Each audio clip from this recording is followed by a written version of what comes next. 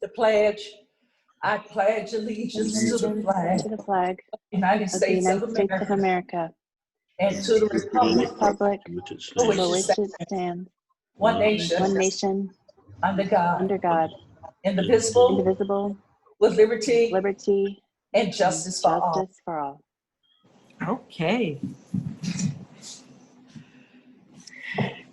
Clerk Pittman, would you please call the roll? Councilman Fry, Here. Councilwoman Griffin, Here. Councilwoman Burrow, Here. Councilwoman Robinette, Here, Mayor Jones, Here. Councilwoman Lipka,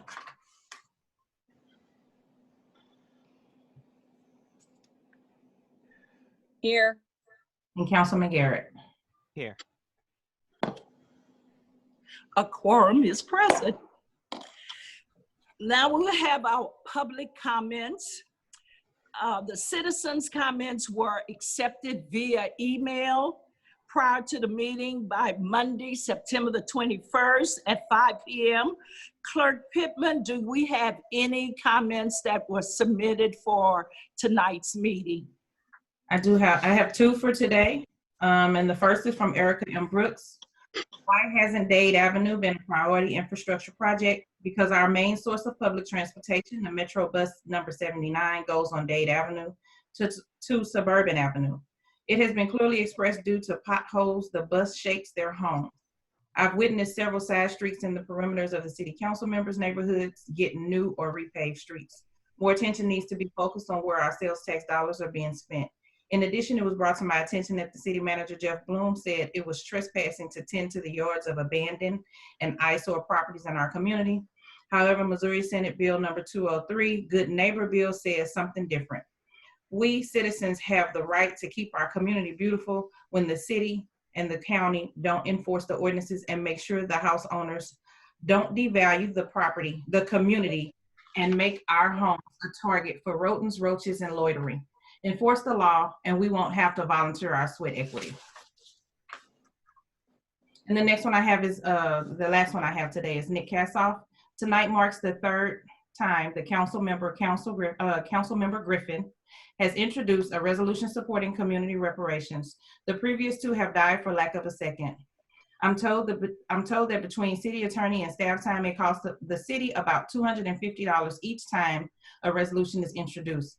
Perhaps this is a magical night and the resolution will move forward. If not, regardless of how one feels about the resolution, there is no point to introducing it when a second has not been secured. This is something which Ms. Griffin should be doing privately before the resolution is submitted. In a city where we can't even afford to keep up with mowing the parks, we have now spent $750 on a resolution which is almost certain to fail.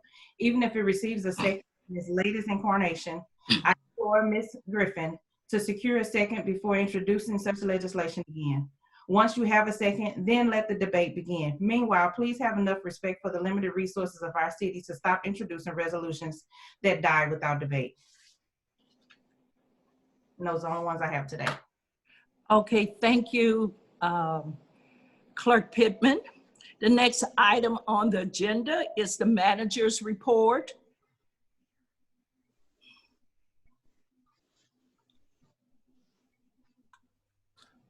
Thank you very much, Mayor.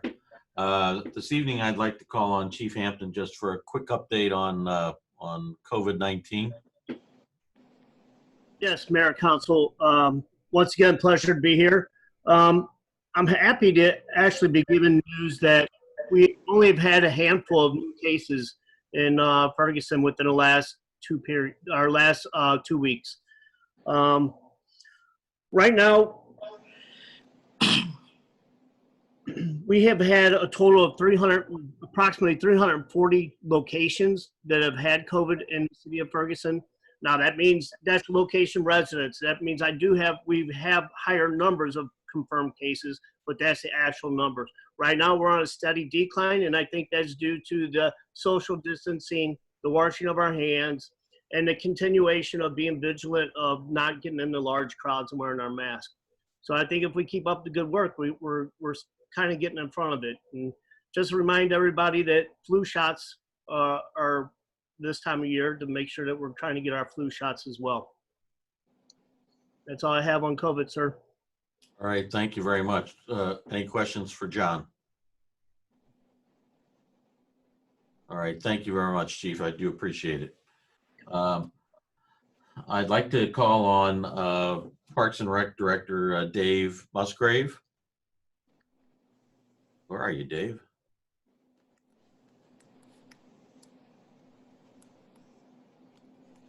Oh, there you are. Sorry, I'm looking way down. Sorry. And I'd like Dave to talk with us about the planned cleanup, and I'd also like to, at this point in time, acknowledge the efforts and the appreciation I have for one of our residents, Adrian Shropshire, in his instigating this in the first place, and first of all, and then secondly, thank Dave for picking up the mantle and running with it so well. Dave, if you would, please. Yes, sir. Thank you, Mayor and Council. A couple weeks ago, Assistant City Manager Bloom was approached by Adrian about a possible neighborhood cleanup effort. The City of Ferguson has done them in the past.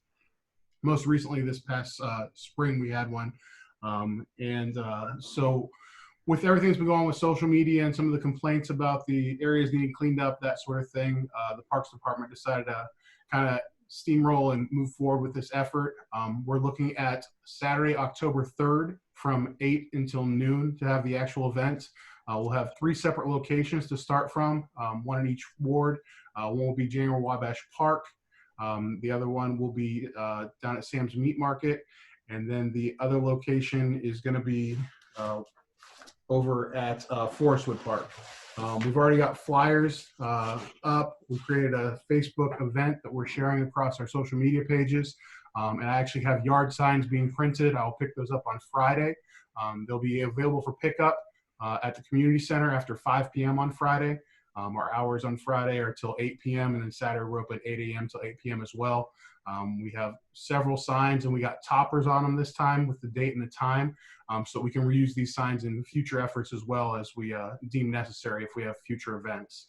We're going to have maps available the day of, along with supplies such as gloves, trash pickers, garbage bags, that sort of thing.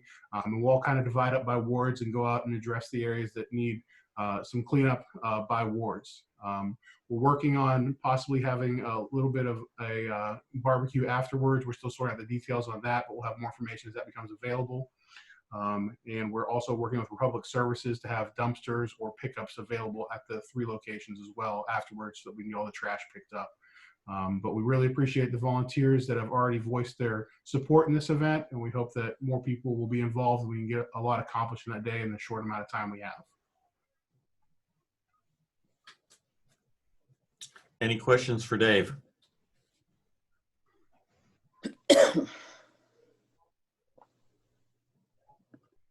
None? Okay, thank you very much, Dave. I do appreciate it. Not a problem. Thank you. Elliot, are you on?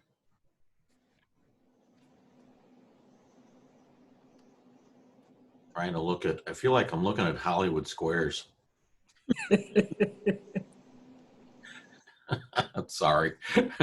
I don't see Elliot with us. Elliot had some news. I'll try and cover it, but I'm not going to do anywhere near as good a job as Elliot. But I did want to let everybody know that we've been approached by a lady who would like to start a, for want of a better term, a box library. And I'm sure that's the wrong term to use, but it's one of these situations where you put a box that holds books, and people can come and take books and return books. And so rather than go all the way over to the library to get books, it's a way to put books into neighborhoods. And they're very popular in some places. They're very popular in Milwaukee, I can tell you. So we've been approached by that, and so we'll get more into that and hopefully have a resolution for you supporting that at the next meeting. And Jeffrey? Yes, please. Yeah, I just wanted to, we do have those box libraries around different locations currently in Ferguson. So, I mean, it's not new to Ferguson. I guess we'd have to see where the placements would be, because there's 2 I see frequently. right near me. And I think St. Louis County is who did that. The partnership. Okay. Who's So, responsible? I'm sorry, who's responsible for them? Dave? We got those through St. Louis County with a partnership with FYI, and it's probably been 4 years, 3 years at this point. But most of them are currently located in park locations. There's one at Jaron Wabash, one over at Jeske Park, I know. We actually have one in the lobby at the community center as well. I believe there was a couple more. I know one got damaged within the last 2 years. But yes, that is something we do have in Ferguson. We could look at the locations he's presenting. I don't see any harm in additional ones by any means. Well, that's great, and thank you for the information. And I think you're right. We probably could use maybe a couple more, and we'll coordinate with FYI on that, and we'll ask this lady to coordinate with FYI on this as well. thank you. Great. And just an FYI, speaking of FYI, sorry, no pun intended. I did, Chief Hampton asked to be excused. Unfortunately, today, Assistant Chief Skaggs was involved in a very serious accident at his home while he was working on something, and sliced 2 arteries and multiple tendons in his hand. So our best wishes and prayers out to Assistant Chief Skaggs. This unfortunately sounds very serious. Wow.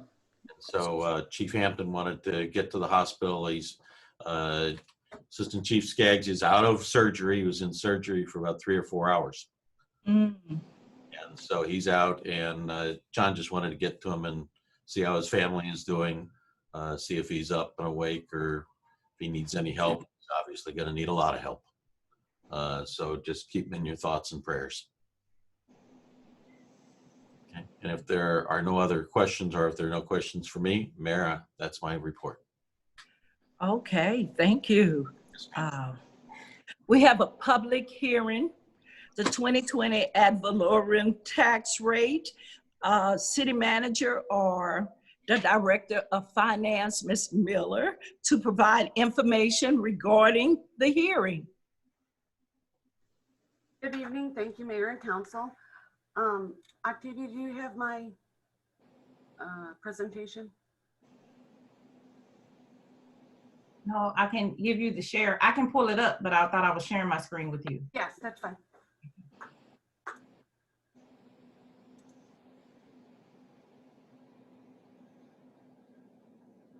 Okay. You should be able to do it now. Let me know if you can't.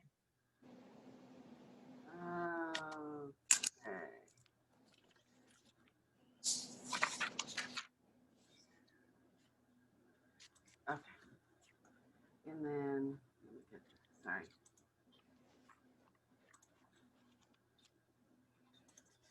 Sorry, okay, here we go.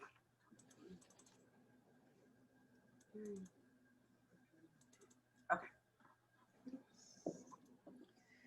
Where do I want this to start? I have too many screens.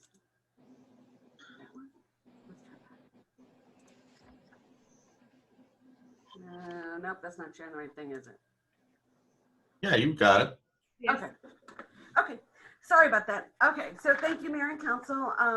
As you all are aware, we are required every year to certify our property tax rates to St. Louis County no later than October 1st, as well as sending them to state auditor.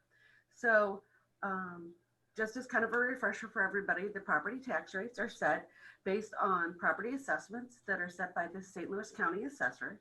This is a non-assessment year, so our assessments wouldn't change very much. The only reason they would change would be due to any appeals that were approved by the Board of Equalization, and they meet after all of the assessments go out. They could also go up by no more than CPI, which was due to the Hancock Amendment. Rates aren't allowed to increase more than CPI, which is the Consumer Price Index, and that was 2.3% for this year, or if we had any new construction. So those are the only ways that rates can go up in any sort of significant way. And so that being said,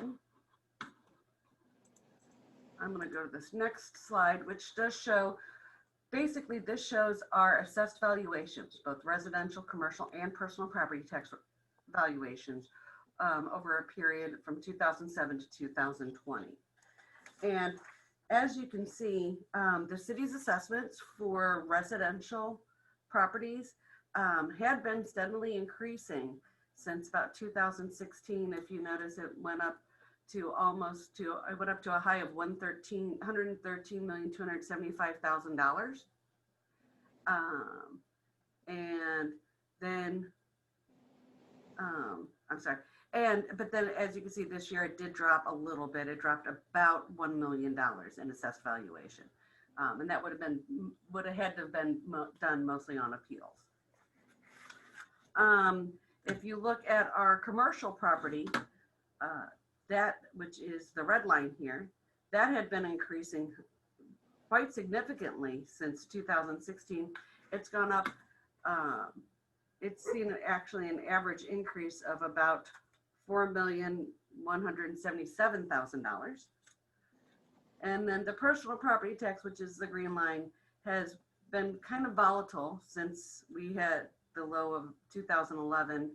It's kind of gone up and down. This year, we're seeing about a $200,000 increase overall for personal property tax. So personal property tax doesn't change a lot. Commercial going up is a good sign for the city. It's showing that there is construction going on in the city, new construction, and that commercial values are increasing. So that's good. We'd like to see residential values continue to go up. This year they went down just a little bit. We're hoping that that's just a blip and they'll continue to go back up in the future.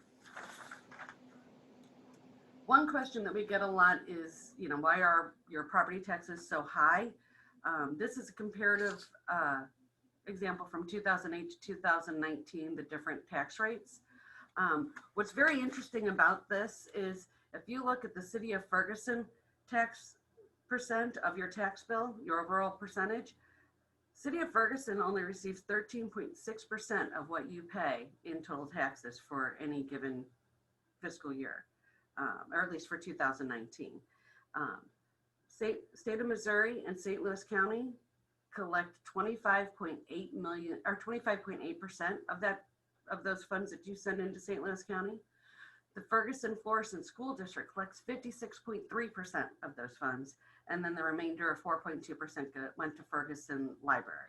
So overall, City of Ferguson, when you pay your annual bill that's due in December, City of Ferguson doesn't get most of that. Most of that goes to the school district, and then the next largest chunk would be the city and St. Louis County and state. So we just have like about 13%. So we're relatively low compared to some of the other groups that we have. So then finally, the last item is to actually set our current tax rates. We have we are showing our total assessed valuation after the Board of Equalization is met for residential property taxes of $112,124,920. That is a difference of about $1.1 million from 2019. You can see that our agricultural rates have gone up from $15,360 to $15,610. And then our commercial property, again, like I said, has gone up. It went up from $46,433 million to $47,224,000. So for an overall assessed valuation for the city's properties of about $191,974,820. That is a total decrease of about $163,310 in assessed valuation for the city. So that being said, for general revenue this year, our tax rates are set as follows. We're proposing that we set the residential general tax rate going from a 0.7230 to a 0.7290. That is an increase, that is an increase of about 0.0080 per $100 assessed valuation.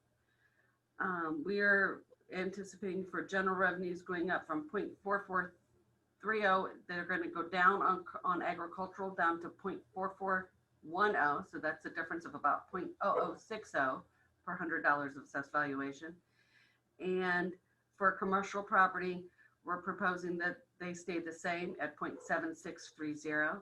And for personal property, we're proposing that they stay the same at 0.8240. What this means in total is that there would be a total collection between, for Parks and Recreation, we're anticipating an increase from 0.1730 to 0.1750, and increase for the Parks and Recreation increase.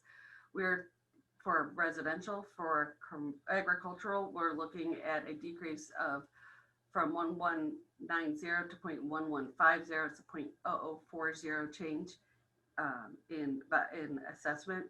And then for the commercial property, we're proposing that stays the same at 0.1870. And for personal property, we're proposing that stays the same at 0.1980. So overall, the total revenue anticipated for 2020 would be $1,795,601. That is a total increase of $8,180 from 2019.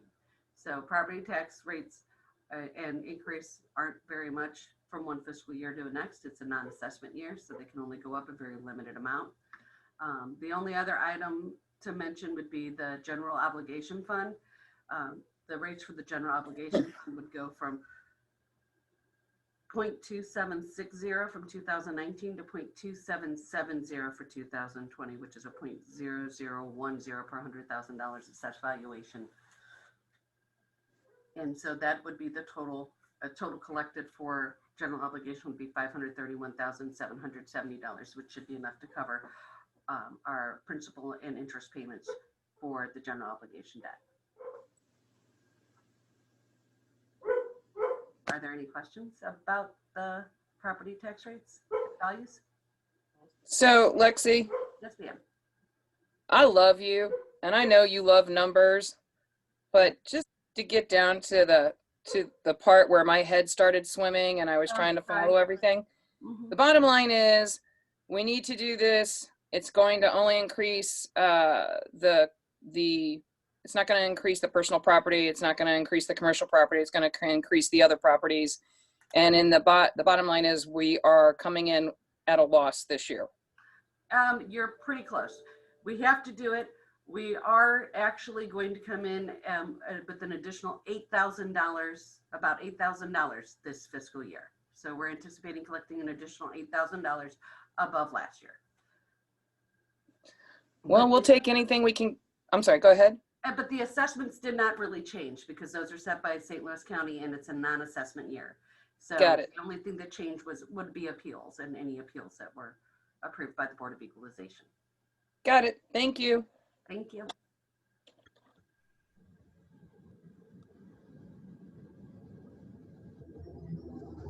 Any other questions?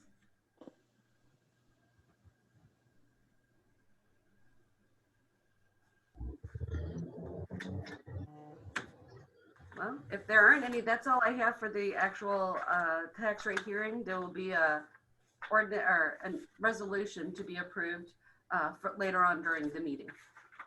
Thank you. Thank you.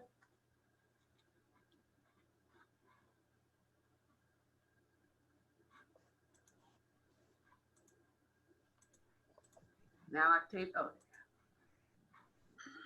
okay, Octavia, I quit sharing, so I think now you have control. Okay. There we go.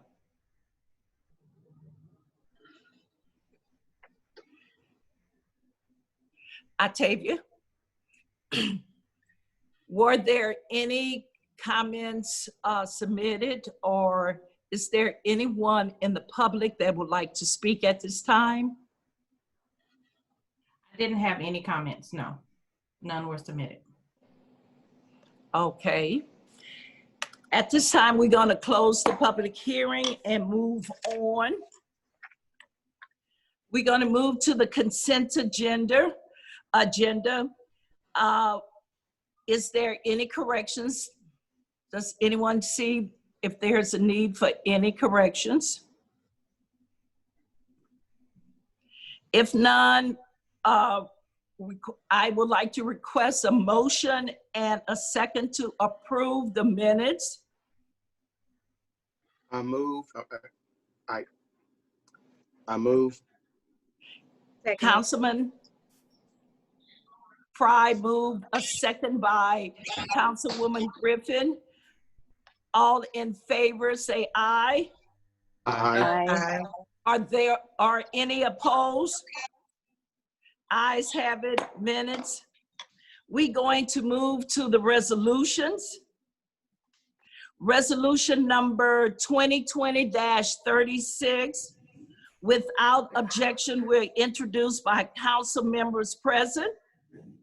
Mayor, may I interrupt you for just a moment? Linda? Yes? Do we have liquor license approvals? Because it looks like on the agenda we missed that. We don't have any. Clerk Pittman? No, we do not. When I was first putting the agenda together, I do have 2 that are pending, but they were not ready. Okay, thank you. That's all I wanted to ask. No problem. I'll restate. Resolution number 2020-36. Without objection, we're introduced by council member present. Hearing none, Attorney Carey to read the resolution, please. Yes, ma'am. Resolution number 2020-36. A resolution of the City of Ferguson, Missouri, levying its rate of ad valorem taxation on taxable property within the city for the year 2020. Okay, we would like to have a motion and a second to approve. So So moved. moved. Seconded.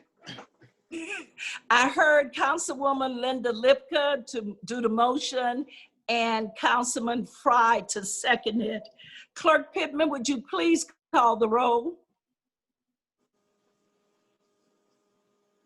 Councilman Fry, Aye. Councilwoman Griffin, Aye. Councilwoman Burrow, Aye. Councilwoman Robinette, Aye. Mayor Jones, Aye. Councilwoman Lipka, Aye. Councilman Garrett. Aye. Resolution passes. Resolution 2020-37. Without objection, we're introduced by council member present. Hear none. Attorney Carey, would you please read the resolution? Yes, ma'am. Resolution number 2020-37. A resolution authorizing the city manager to execute an agreement with David Taylor for the purpose of conducting an intensive level architectural survey of the old Ferguson East District and historic downtown Ferguson District survey area, funded in part by a Missouri Department of Natural Resources Historic Preservation Fund grant. Is there a motion and a second for approval? So So moved. moved. Second. A motion by Councilwoman Heather Robinette and second by Councilman Fry. Clerk Pittman, would you please call the roll? Councilwoman Griffin, Aye. Councilwoman Burrow, Aye. Councilwoman Robinette, Aye. Mayor Jones, Aye. Councilwoman Lipka, Aye. Councilman Garrett, Aye. Councilman Fry. Aye. Resolution passes. Resolution number 2020-38. It will be introduced by Councilwoman Fran Griffin. Attorney Carey, would you please read the resolution? Yes, ma'am. Resolution number 2020-38, a resolution supporting community reparations. Councilwoman Fran Griffin. Thank you, Mayor Jones. Good evening, council. This is the 3rd time that I am presenting this reparations resolution to the council in hopes that we get a second motion so we can actually open it up the discussion to have it. to talk about it, to talk about the things that we feel like, you know, are factual, are true, do apply, and things that we can actually work on together to make this resolution what it really needs to be. But it dawned on me that I think it's important that we actually go through the resolution so that people can have a clear understanding of what it is and what it's calling for. Because I think there may be some hesitancy that people are having in terms of wanting to even second the motion and open up the discussion. So I am going to take this opportunity just to go through it, also to help better inform and educate the community so that the community knows exactly what it is. If there are those of us that are watching that have not had an opportunity to go through it and read it. So it starts off by saying, by failing to recognize Ms. Griffin, that we now Ms. live Griffin, with us, I'm sorry. I'm sorry to interrupt you. I would like to point out that this is on the website with the agenda. It does have a hyperlink for people to click on it and read through it. We don't read every portion of resolutions in the past. And as I much as understand. I think that I understand and appreciate what you're trying to do, I do think that probably the proper way, and I may be wrong, and I'm sure somebody will correct me if I am, but I do think the proper way is to encourage people to go to the website, go to the agenda and click on the hyperlink to read it. And that I'm just putting that out there. I appreciate your suggestion. And I would like Apollo Carey to weigh in on this. Yeah, but you actually just kind of cut me off in the middle of me talking. So I That's would like to finish my presentation. I would like to finish being able to present this.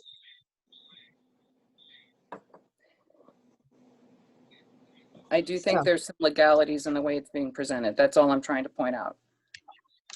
Apollo, is it wrong for me? Is it illegal for me to talk about the resolution and go through what the details of it are? I'm not asking for discussion because I have not made the motion, but I would like the opportunity to better inform the community. For those people who do not know that you can click on the link and all of that. And I would definitely encourage everybody to do so, but I would also like to take this opportunity to present the resolution. So if you've been given the floor by the chair to introduce the bill, then you can do that. Thank you. I stand corrected. Go ahead. So it starts off by saying, by failing to recognize that we now live with the severe, enduring effects of de jure segregation, we avoid confronting our constitutional obligation to reverse it. If I am right that we continue to have de jure segregation, then desegregation is not just a desirable policy, it's a constitutional as well as a moral obligation that we are required to fulfill. That was taken from a book called The Color of Law, written by Richard Rothstein. And so it starts off, and I just wanted to go through it because I want people to have an opportunity to literally look at what's being said here. And if there's anything that is incorrect, there is anything that's false, again, I would hope that there will be a second to the motion and we could actually have a discussion about it.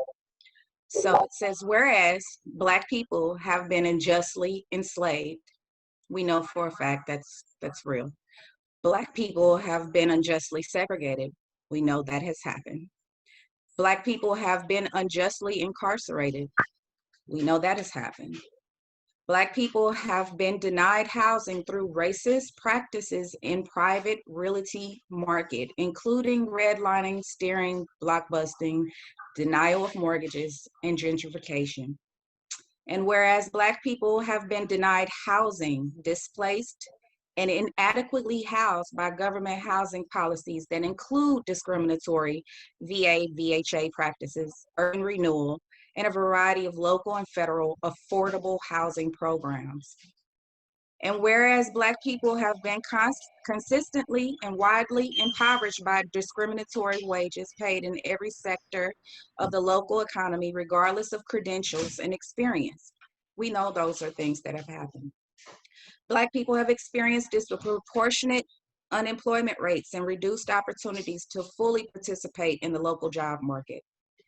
Black people have been systematically excluded from historic and present private economic development and community investments, and therefore, Black-owned businesses have not received the benefits of these investments. Black people have been segregated from mainstream education and within present-day school programs that include AG, AP, and honors. And whereas Black students have experienced a denial of education through access to STEM, retention, and graduation rates of every level of education in Ferguson and throughout the United States through discriminatory disciplinary practices.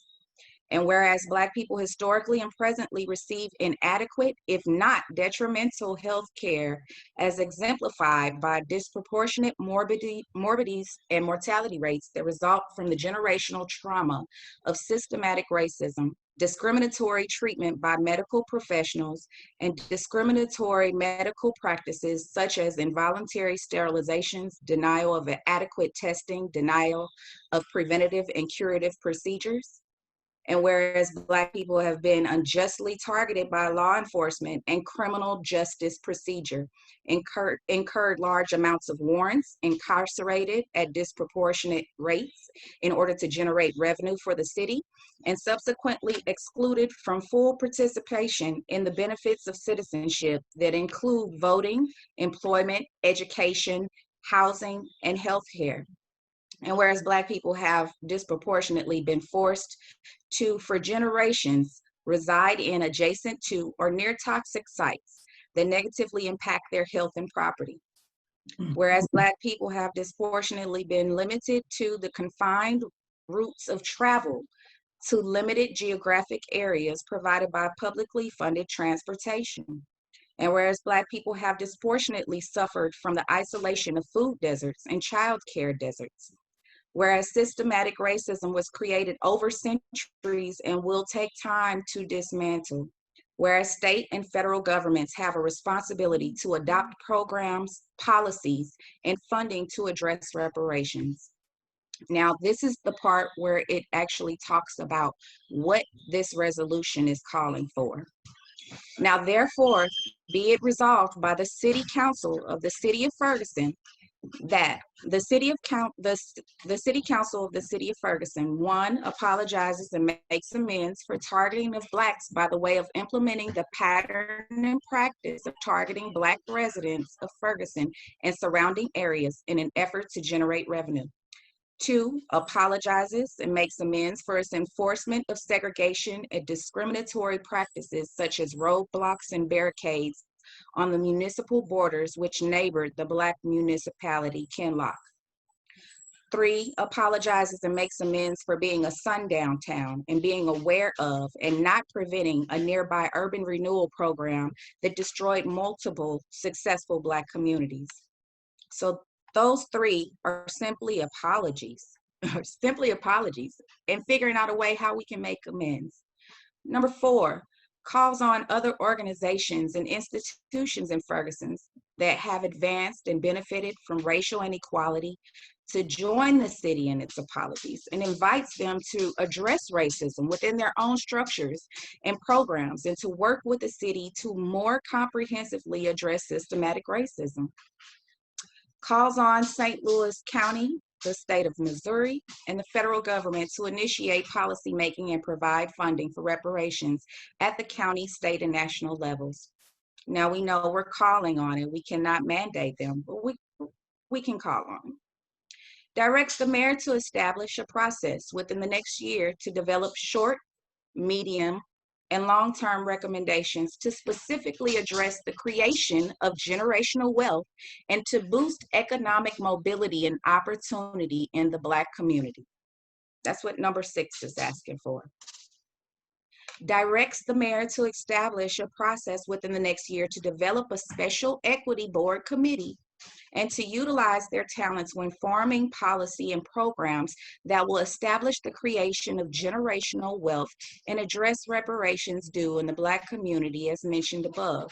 I think this actually touches on a little bit about what the comprehensive plan is about. I think it definitely touches on that. We're currently working on a comprehensive plan which talks about the development within the city of Ferguson for the next 20 years using a racial equity lens.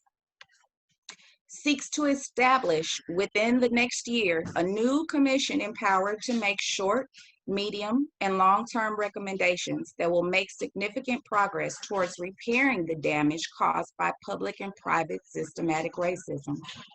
Other local and government, community organizations, and community leaders or activists may also be invited to have representation on the commission.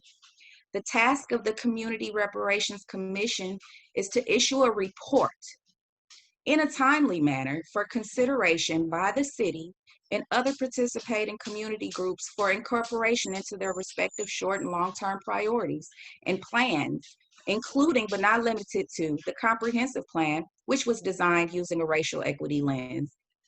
Accountability for achieving equity will be enforced in the appropriate offices.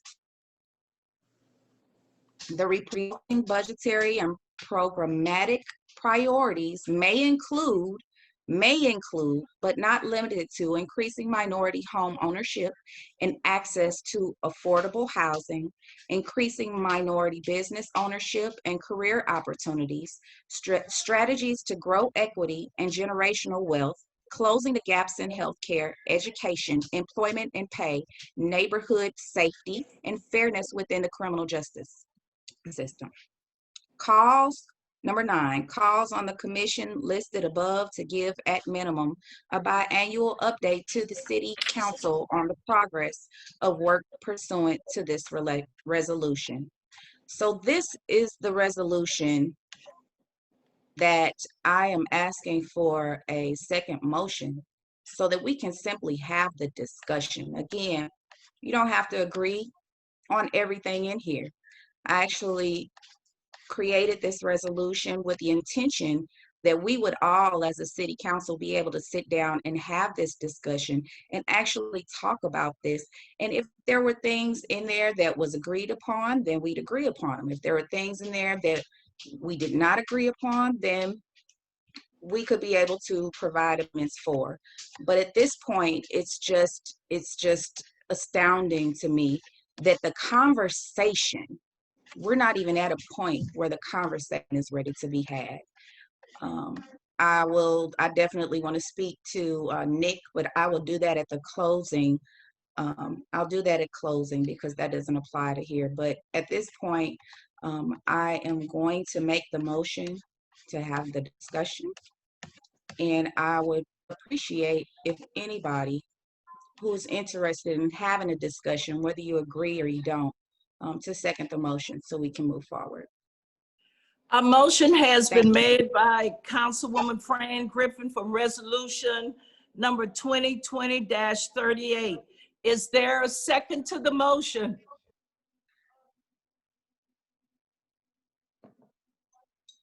Is there a second to the motion? Is there a second to the motion? No second to the motion dies.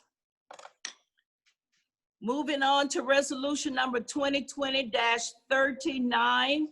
Without objections, we're introduced by council members present. Attorney Carey, would you please read the resolution? Yes, ma'am. Resolution number 2020-39, a resolution requesting that St. Louis County distribute $47 million of CARES Act funds on a per capita basis to the municipalities within the county to be used for eligible expenses, authorizing the city manager of Ferguson, Missouri to accept CARES Act funding and execute a municipality relief program funding agreement, and confirming agreement to indemnify and hold harmless St. Louis County from such distribution.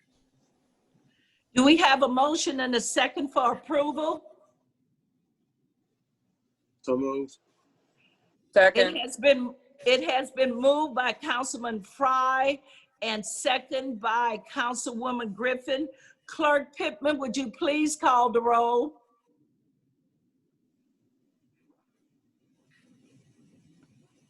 Mayor Jones, Sorry. that was not me that seconded. I just wanted to make sure that the council person who actually seconded the motion was recognized. Yeah, that was me. Okay, excuse me, Councilwoman Linda Lipka, second the motion. Thank you, Fran. Thank you. Councilwoman Burrow. This is for the vote.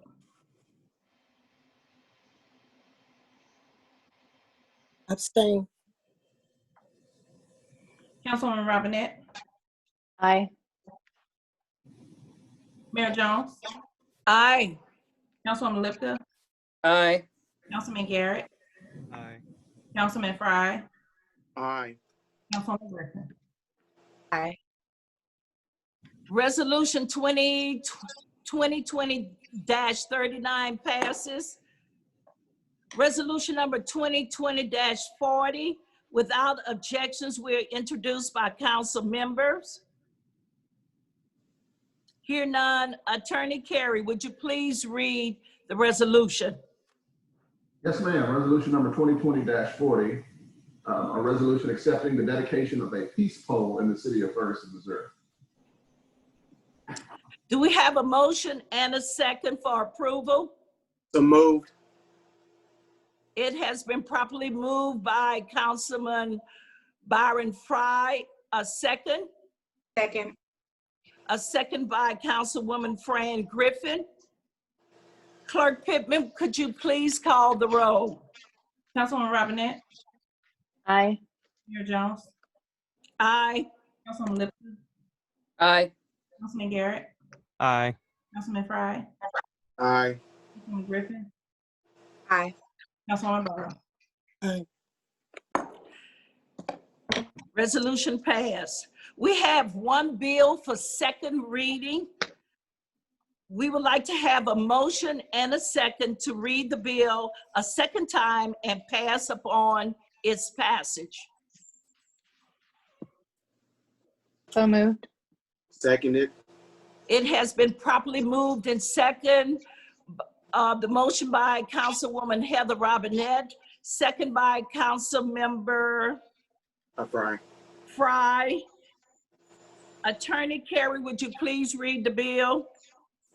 Yes, ma'am. Bill number 7195, an ordinance terminating tax increment financing within the redevelopment area described in the redevelopment plan of Halls Ferry I-270 redevelopment area, providing for the termination of and transfer of funds from the special allocation fund created therefore, and authorizing certain actions related thereto. Interim City Manager Jeff Bloom, do you have anything to add?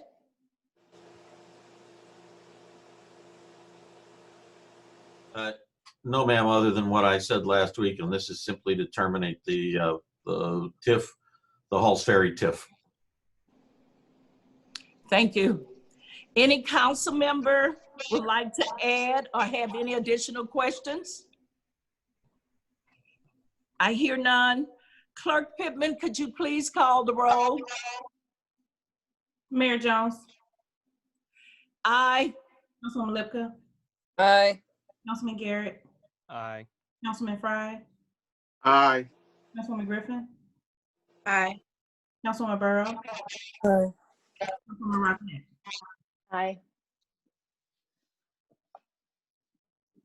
Bill number 7195 passage. Do we have any unfinished business? If none, we move to item number 11, miscellaneous. We ask if you have anything for the good of the city, would you please share at this time? Yes, I would like to recognize John Powell of the HRC for his dedication for the Human Rights Commission, all his hard work, and everything he does. He is truly dedicated to the HRC, and we're glad we have him, but he has work conflict with the virtual school, which is it's a new world out here. But we're gonna miss him, but we thank for everything he has done. He's a great person to work with, and he truly believes in human rights. Thank you, John, for all your work. Thank you. Anyone else? I would just like to take a moment to thank the community and the city for their support in the Taste in Ferguson this year. We were actually able to sell out. We sold 700 boxes, and we were also able to donate 55 of those boxes as hero boxes to Ferguson Fire, Ferguson Police, Florissant Fire, Florissant Police, and the whole second shift at the emergency room of DePaul Hospital. So we were very pleased. And then on top of that, we had some secondary blessings. When we went and picked up the ribs from one of our vendors, he looked at us with tears in his eyes and said if it hadn't been for that order, he wouldn't have been able to make payroll that week. So we were really thrilled to be able to do that. And then in the middle of the event, I received a text message from one of my scholarship recipients thanking me for supporting him and believing in him because he had just gotten his scholarship in his account at college, and he was able to go ahead and pay his bills. And so he was able to be solvent for this full semester. So that was kind of a silver lining. And then finally, the best part, not the best part, but it was all the great part.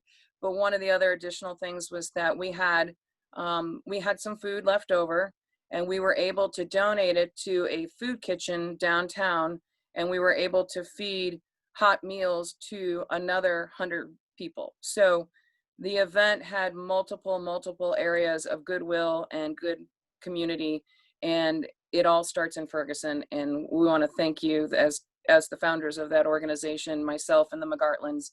We want to thank everybody. So thank you for that help. Thank you. Anyone else? Just a reminder that the Mayor's Town Hall meeting is this Thursday at 6 o'clock, and all the other information is posted on the website. We have a closed session. Is there a motion and a second to enter into closed session? Mayor Jones. Mayor Jones. Okay. I'm sorry, Mayor Jones. I was trying to get your attention. I did want to just speak to the community for a minute, if I may. We had, ever since this reparations resolution has been on the agenda, I have received an increase of calls from people within the community that are actually watching and actually support my efforts. And for that, I want to tell the people in the community, thank you. You know, it's not easy to do something that is not very popular, but I didn't sit in the seat just to sit here. I sat here because I represent a group of people that have been marginalized and disenfranchised. And I sat in the seat knowing that I was going to have opposition. I sat in the seat also hoping that other council members would also be in support and actually do what's necessary to move forward together versus being symbolic and just speaking the words of how we move forward together. But I do want to sincerely thank each and every resident and community member who has reached out since then to tell me to keep pushing, because that's exactly what I'm going to do. I definitely wanted to speak on Nick Kassoff's comment in regards to the $250. I did want to explain that generally what happens, it's literally a Word document that gets attached in an email and sent to the city clerk, and therefore she copies and pastes. So I'm not sure where the additional charges would be to copy and paste or to have it put on the agenda would be. But even if that is the case, I think we as a city decide what's important to us, decide where our priorities are. We literally just got through approving to pay $4,000. I mean, it was all together, it cost $18,000, $5,000 of that was coming from a grant. But we just approved a resolution for $4,000 for an architectural survey of a portion of our city that gets a lot of attention, by the way. And I actually voted in support of that because that's my way of saying, yes, I think we need to move forward together, and I support the efforts. And I've always just wanted that same support. And in terms of some of the people that do not have voices, that's who I speak for. So again, I just want to thank everybody from the bottom of my heart. I will never give up. I will never give up. And I want the council to know that either we have this discussion now or we have it later. But I really would hope that everyone understand where we are in terms of where we are going in our country. And if we really talking about moving forward together, we need to have this conversation. I know there are some of you that are up here that actually will listen to it, and you want to second this motion. I know that. I see that in your faces. I've seen people shake their heads yes, and then turn around and not second the motion. Be fearless. You are a leader. You represent a group of people. Be fearless in your efforts. Don't be afraid of what comes, because trust me, I can't be in this position and be afraid either. And I can only ask that you have that same fearlessness. You have that same drive and willingness to really create the change that we need. We're talking about creating a group that can sit down and come up with something that we don't have the time to do ourselves. Actually look in it, do the fine details, find the fine details of this comprehensive plan that's calling for a racial equity lens. But my main thing was, I want to thank the community. I'm going to continue to educate. I'm going to continue to empower. That's what I stand for, and that's what I've dedicated myself to. And I promise I'm going to continue to do that from here on out, whether I'm in this seat or not. I'm going to speak for the people who don't have voices. Thank you, Councilwoman Griffith. Is there anyone else? If not, we will move to the closed session. I would like to have a motion and a second to enter into closed session pursuant to 610.021, subsection 1, to discuss legal matters. So moved. Seconded. It has been properly moved and seconded by Councilman Byron Fry, the motion, and Councilwoman Griffin to second. Clerk Pittman, could you please call the roll? Councilwoman Lipka. Aye. Councilman Garrett. Aye. Councilman Fry. Aye. Councilwoman Griffin. Aye. Councilwoman Burrow. Aye.